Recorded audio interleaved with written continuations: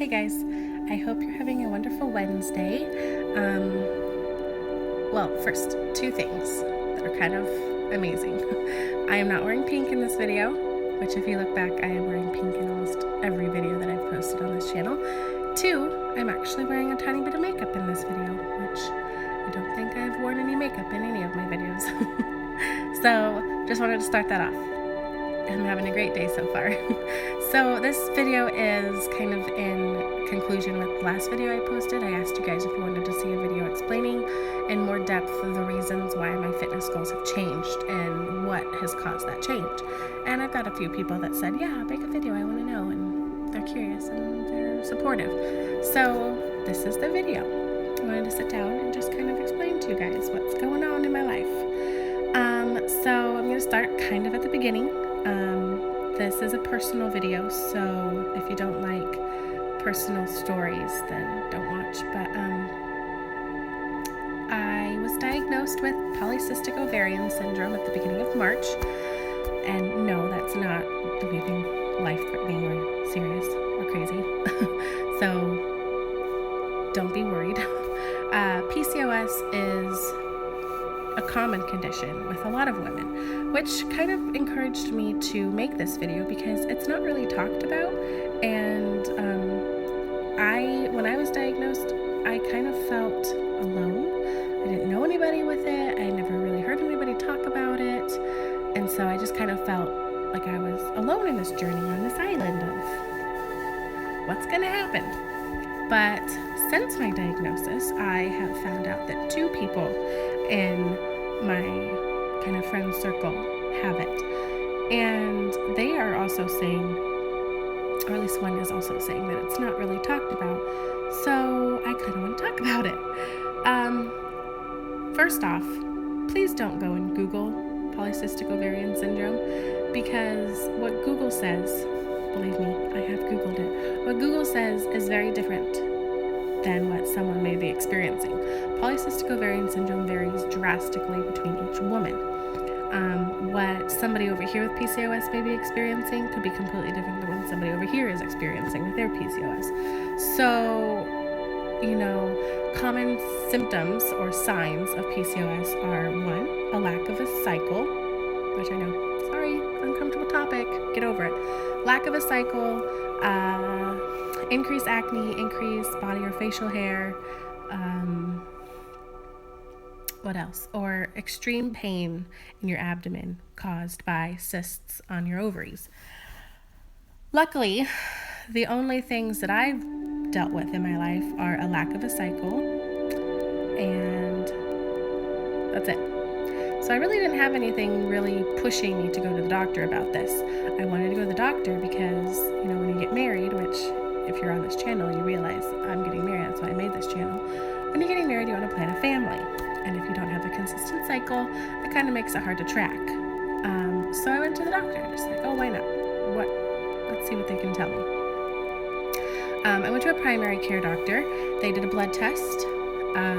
They tested my thyroid, my liver, my kidneys, my hormones. They tested for pregnancy and some other things. And then they sent me home and they said, we'll call you with the results. So I get a call one afternoon, and it wasn't the doctor, because the doctor never makes calls. It's the doctor's helper or the nurse that's helping the doctor or whoever. I get a call from the office saying, oh, you have increased levels of testosterone, which is common in PCOS. You need to lose some weight or else we're going to put you on a medication called metformin that doesn't start a cycle. And I was just like, okay, 1, what's polycystic ovarian syndrome? They didn't really explain it to me. They just said I had increased levels of testosterone, which is common in PCOS. And I was thinking, okay, 2, when I was lighter in high school, I still didn't have a consistent cycle. How would me changing my weight affect my cycle? And 3, I really didn't want to be on medication. I did not have a very good experience on birth control pills, so I really didn't want a medication put into my body.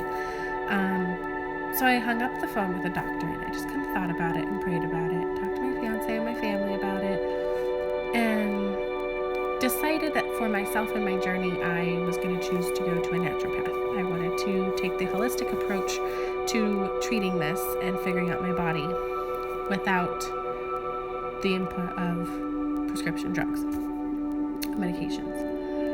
So, let's see. I think it was the end of March or maybe the beginning of April was my first sit down with the naturopath. And he really dove into my history. Like, did anybody else in my family have this? Does anybody in my family have thyroid issues? Things like that. I mean, the doctor wants to know about your history just to kind of get a better idea for you. And, he said, I want to get your labs back from your primary doctor. I want to get your labs and I want to see them and I want to see if they actually tested your blood sugar. I want to see, he wanted to know what my case was looking like. He has treated women like this before with success.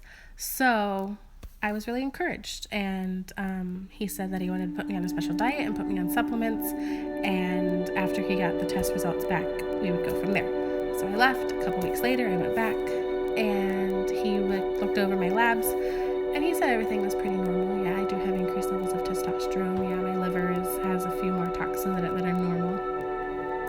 So he said, okay, I want to put you on a diet and I want you to take these supplements and I want you to do these home therapies to detox your body, because when your body is has too many inputs of toxins and not getting them out at a decent rate, then something is going to be slowed down. Systems in your body are going to be slowed down and clouded by the toxins.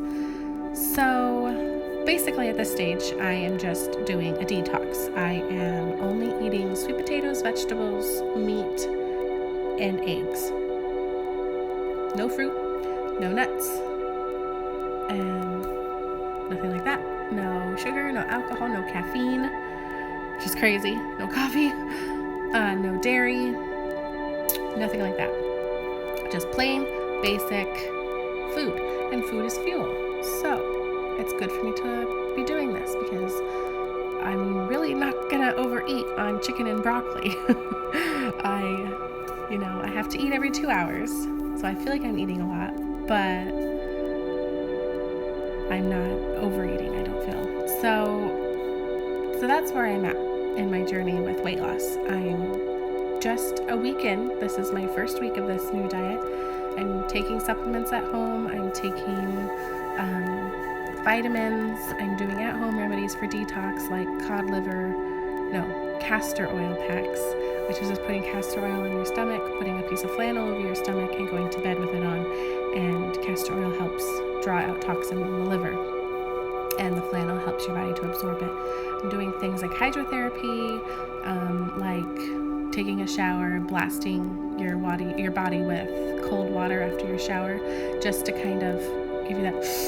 And that feeling is what draws the blood from the extremities of your body into the core, and then eventually, as you're warming up, your blood goes back out to your extremities, which is just getting the blood flowing, which helps eliminate toxins.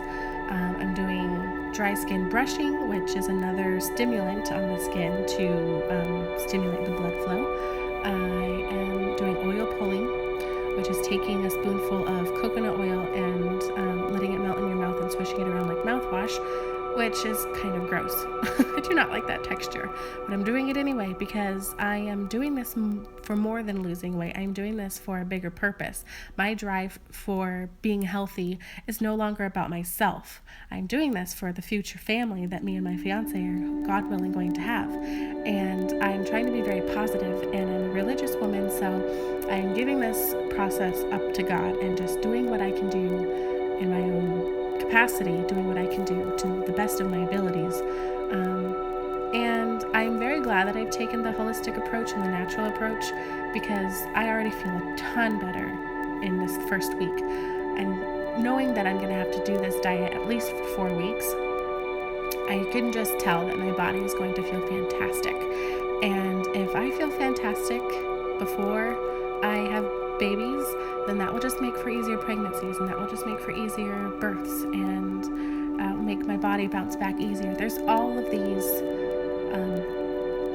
positives to this, and I am just thanking God for the opportunity to go see a naturopath and get my body healthy, and hopefully some of you out there, if there's any women out there that have this same situation, I hope you feel encouraged and that you know that you're not alone. And if you want to reach out to me, feel free to reach out to me.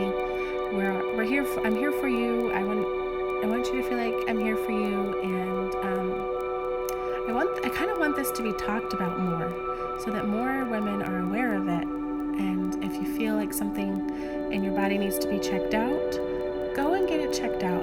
There's nothing wrong with that. Hopefully you have health insurance and a good doctor to go get yourself checked out, because your health is number one. You should be a little selfish in this area of your life, because we only get one body. We're only here once.